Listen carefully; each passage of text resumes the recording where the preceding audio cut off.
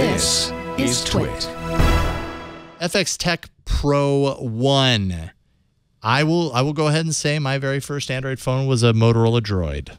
And so when I see photos of the FX Tec Pro1, which I've got right here, I mean, I get all the fills because this just reminds me, this takes me back to a time. And actually, it probably takes, like, I imagine you probably have a history with phones like this prior to the Droid, right? Because there were phones prior to Android that did this. Yep. It's kind of a labor of love. What phones inspired you to create this? I think one of the biggest inspirations for us comes from the Nokia E90. It wasn't on mass release. It was mostly for developers, but that was a really great phone. If it had Android, I think it would be perfect. But this for us was a really solid phone, and the hinge mechanism on that particular phone is one that we've tried to replicate here because we felt it was really, really good. Some of the HTC sliding phones, the hinges, they didn't last so long. And when we came about designing this phone, we said, well, which design, which hinge mechanism from previous incarnations of this form factor work well? And we settled on the one from the Nokia E90. So, I mean, you play with it for a bit, right? You can feel it's pretty solid. It's super solid. And it's got a nice, like, quick snap to it when you flip it open, which, I mean, when you're doing a phone that has this sort of mechanism, you want that snap, that kind of, like, click. It's so right into place. It just, I don't know, it feels like a switchblade almost. Don't we all want a switchblade? No, no, we don't. But it's nice when a phone can do that. Yeah. Right. It's not nearly as scary as a switchblade, but it feels really nice when it flicks out. And the keys have a really nice tactile feel to them as well. Those look nice and big, unlike the other phone with a keyboard. What is the other phone with a keyboard? I believe it's named after some fruit that grows like a weed in your backyard. I can't remember. Blackberries grow like a weed. Do they flip out like this though? No, but they do grow like a weed, and they have thorns on them too. By the way, just to add to this metaphor. Anyway, no one wants a BlackBerry then. One thing I like about the layout is that you've got all the letters kind of positioned almost dead center, right? I feel like some of these keyboard layouts, they get kind of creative with where they put these things, and you end up kind of off center with your we put a lot of thought into the design of the keyboard. So there are 64 keys. We made sure that the letters were mostly in the center so that there's less travel for your thumbs to do. Yep. We wanted to add some of the really important keys that you'll get in a landscape device. So the cursor keys, for example, really great. You can, we have cursor keys. The phones that Flo referred to don't have cursor keys. The top row there, you'll see it's slightly short. The keys are slightly shorter than the rest of the rows, and that's because when you press them, you don't want your fingers keep always tapping the screen. So we've gone through some iterations about the keyboard, the designs, the touch and feel of the buttons as well. The early prototypes, the keys didn't feel like this. They didn't have the same tacticity that these ones have, and we're really pleased with how these have now. I think you can get to the point where, with a bit of learning and a bit of muscle memory, you can do blind typing. Like T9 of the days past. Yeah. Yeah, definitely take a little bit of training, I would imagine. But yeah, you type on this long enough with those thumbs, they'll probably know exactly where to land. I mean, the clear benefit for this seems to be that the QWERTY keyboard is landscape versus portrait. Right. Because that gives your thumbs more room to move. And I think that's one of the things that makes it hard for me is if I don't have a lot of area to move. Mm-hmm.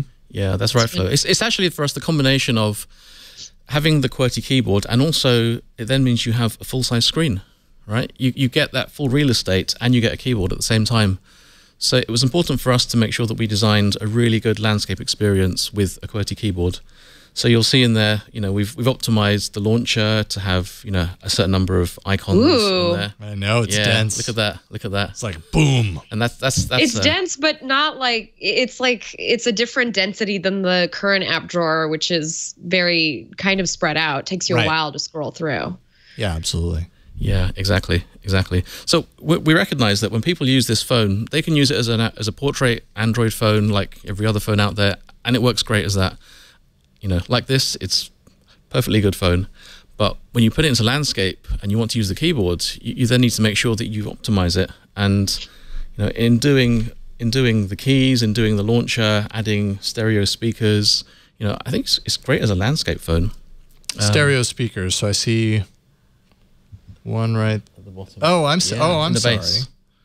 So they're down at the base, like underneath right here, or where am I missing it? On the sides. Oh, okay. I'm sorry. All right, I was a little lost there. There we go. Yeah. So there's one of the speakers on the side, and there's the other one right there. So you can watch it like a little lappy tap. You can. I have to admit, I was watching a Twitch show on the plane on the way here. Yeah. Yep. Hey, well, thank you. Yeah. So landscape, almost landscape first, because I imagine you envision people using the phone a lot more in this environment. That's probably one of the reasons why they're buying it. What kind of thought goes into like creating a phone that is landscape first? Because we're so used to portrait, right? Like, are apps for the most part going to operate in this mode versus portrait? Like there can sometimes be weird issues, They can when you're locked into one. Yeah, a lot of apps do work fairly well in landscape. Web browsing, we all know, works quite well. Mm-hmm. Email, it depends which client you use. So the stock Google Gmail app works really well.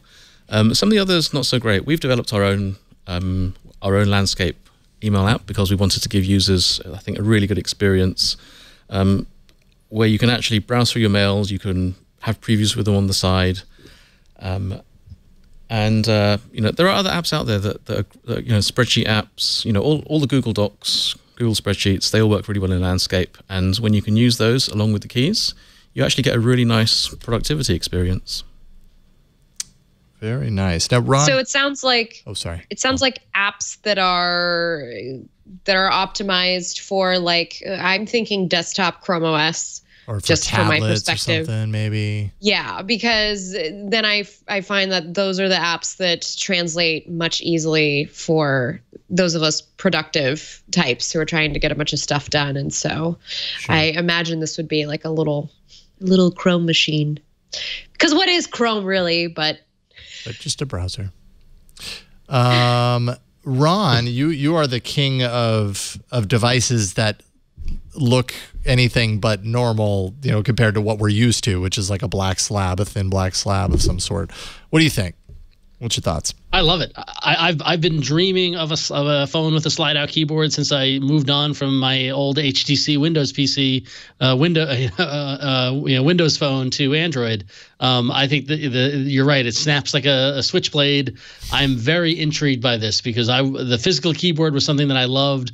The idea you mentioned earlier, Adrian, the idea of having a cursor and being able to move around versus having I can't tell you the number of times I'm using apps. I'm trying to precisely get to a letter to do copy and paste or something like that. This is exactly helps where the physical keyboard does have a place with devices, and it's neat to see it actually get kind of merged back into the Android experience. So I'm very intrigued by this. Yeah. Cool. Thank you.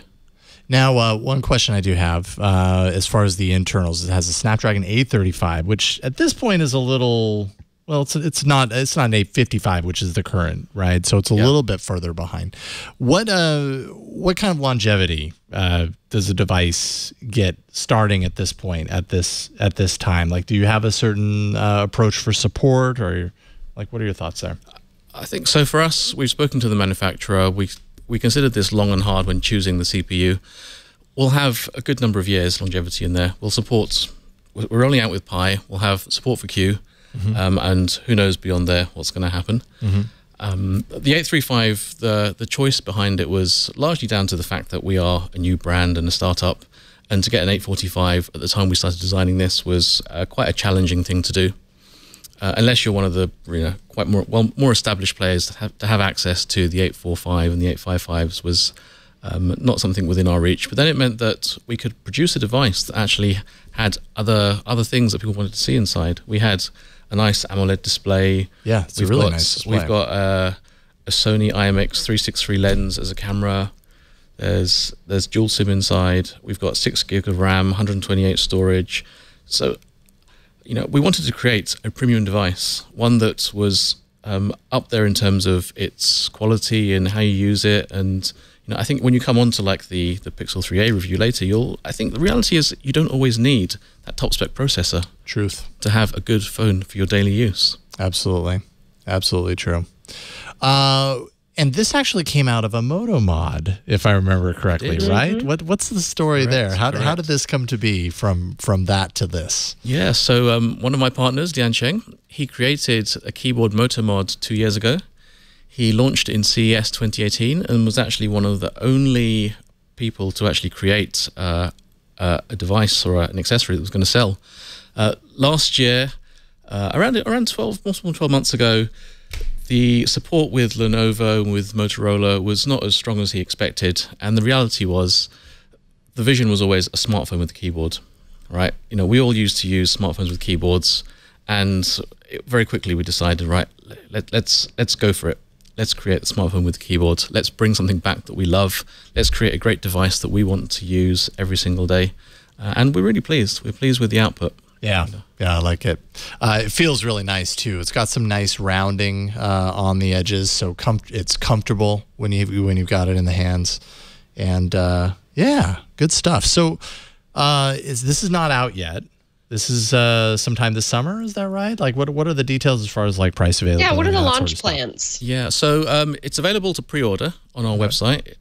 The price is $649 and we're looking to ship in July.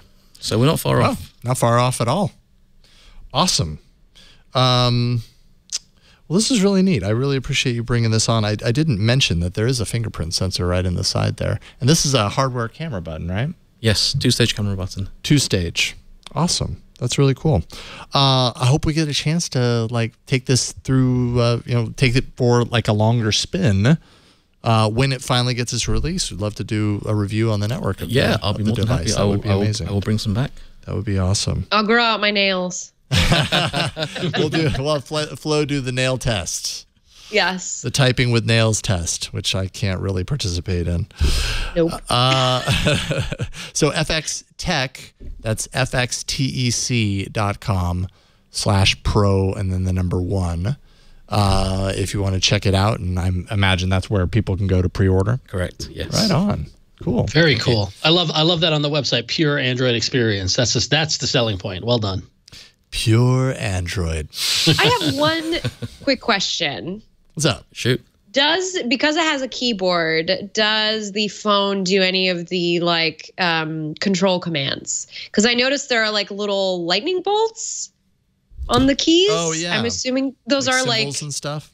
Control keys or shift keys, maybe. The yellow arrow keys are for all the punctuations and all the other, to get to the secondary characters. There are shortcut keys available through the desktop as such. See, I just held down a key long enough and it said assign keyboard shortcut. Do you want to assign shortcut for G key? And then if I was to assign that and then go into my daily operation and hold down G, it would do whatever I assigned it to do. Yes.